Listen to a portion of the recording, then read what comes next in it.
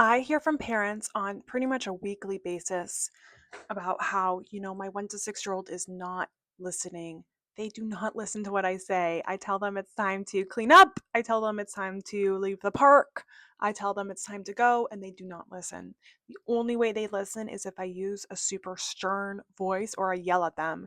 And that's the only way they listen. I work with parents every single day who are struggling with this. And I used to use that same stern voice too in my practice with 1 to 6 year olds. But it's not actually building listening skills. And I'm going to explain exactly why. What actually what actually builds listening skills from a child brain development perspective, and what we can do instead that's so much more effective for long-term development and how to grow listening skills and grow your child's brain. So let's get started. My name is Laura. I'm a licensed speech therapist and certified teacher here in New York City with a private practice. I work with 1 to 6 year olds in their homes with their parents. And I also have an online Tantrums to Talking program.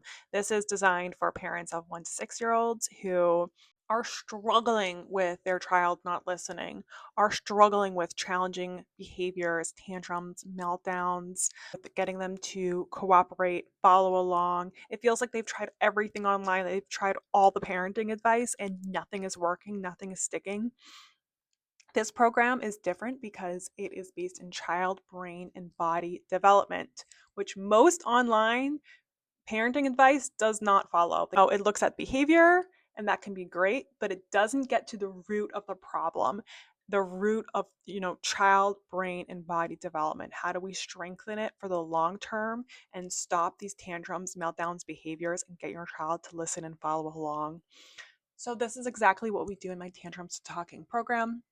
It's a one-to-one program for 3 months where I'm holding your hand and showing you exactly what to do to stop tantrums, stop behaviors, so that you can feel easier, lighter. You can go out to birthday parties, go out to restaurants, and not have to worry about these behaviors like whining, not listening, running around. I show you exactly what to do to grow your child's brain. And it is the transformations I've seen with 1 to 6 year olds. It's just like unbelievable. It's so great. I have testimonials. So this is perfect for parents or caregivers of 1 to 6 year olds. You can apply using the application link below in the description.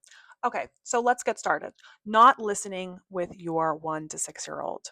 So I used to raise my voice too, right? To get little ones to listen in my practice, right? And I used to think too, this was the only way to get them to listen. I no longer do that. I no longer raise my voice to get a little one to listen to me. And I'm going to explain exactly why, what's going on in their brain and body when we do that, and what I do now instead to actually grow listening skills. Talk about what happens in your child's brain when we are yelling or using a stern voice to get them to listen, right? Because I understand it's like this is the only thing that works. If I don't raise my voice, if I don't yell, they just ignore me. It's like I'm not even there. And I understand that. I really do. I used to struggle with this so much in my practice. Here's the thing. When we raise our voice, when we yell at a 1 to 6 year old, this is what's happening in their brain and body. Their body and their brain interpret it as something is happening, right? There's a dangerous situation happening and it elicits a stress response, okay? There's a cortisol spike in their brain, their heart rate goes up, and there's a lot firing off in their brain and body. It's stressful, right? It creates this stress response, and they're almost like, oh, I need to listen, I need to pay attention because something is off. There's a dangerous situation happening. So let's really think about this for a second. When is it an appropriate time to yell, raise our voice like that? When it's actually an emergency, when it's actually a dangerous situation, like your child is going towards the street, right? We yell at them so they're like, oh, and it works because it elicits this stress response. They can feel stress in their brain and body, and it gets them to stop and listen. Same with like if they're reaching towards a hot stove, we raise our voice, we yell, stop, no, whatever it is. And it gets them to listen. It gets them to stop right in their tracks and listen and pay attention to you because It's eliciting the stress response and they really feel it. Once I understood this, I really had to ask myself, is this a long-term solution to the child not listening to me? Is this something that I want to be doing every single day with a child? Like, do I want to have to elicit this stress response to get them to listen? Is this a long-term solution for them? Does this, my whole brand is healthy brain and body development and growing your child's brain. And is this, you know, approach doing that? And my answer was no, it's not, because it's eliciting a response that's not designed for every day for a child. This stress response is designed to happen during dangerous emergency situations. So if we're eliciting this every day throughout the day just to get them to listen, it's not good for their brain and body development. And so I really can't use it in my practice with my little ones. Okay, so that's why I stopped using that approach. Yes, it's effective, but is it the best thing for them? And is it actually growing their listening skills? I would argue that no, it's not. So here's what I do now that is actually growing their listening skills. Instead of raising my voice, instead of yelling to get them to follow along and cooperate with me, I'm actually working on cooperation skills, on listening skills. Okay, so how do we do this? Of course, it depends on the child's age and stage of development, but I'll give some examples.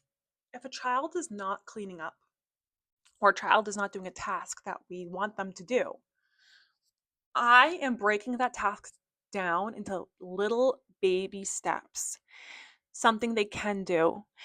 And then I'm bringing a lot of warmth, encouragement, connection, and praise when they even do one little baby step. This is going to build the internal motivation to get them to want to do that. It's going to get them to want to listen to me. And that's what we really want here. We want them to want to listen. Okay? We want them to have the internal motivation to listen, follow along, cooperate.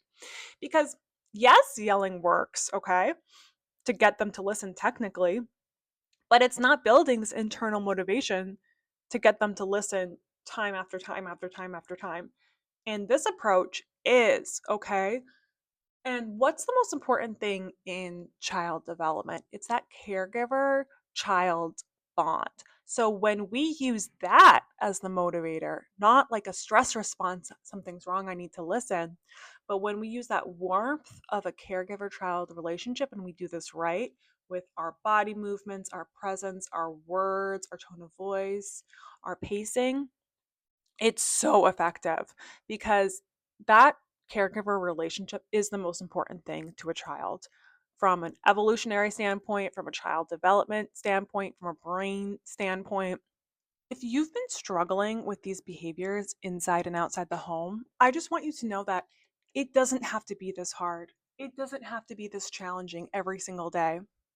And there are approaches that absolutely work that I customize to your child so that they are building these skills and stopping these really challenging behaviors like not listening, like tantruming, like whining, so that your everyday is so much more easier and lighter. The transitions are easier. Going out in public is easier. The everyday feel of the home is easier and lighter. It really changes everything. So the applications for that are below in the description.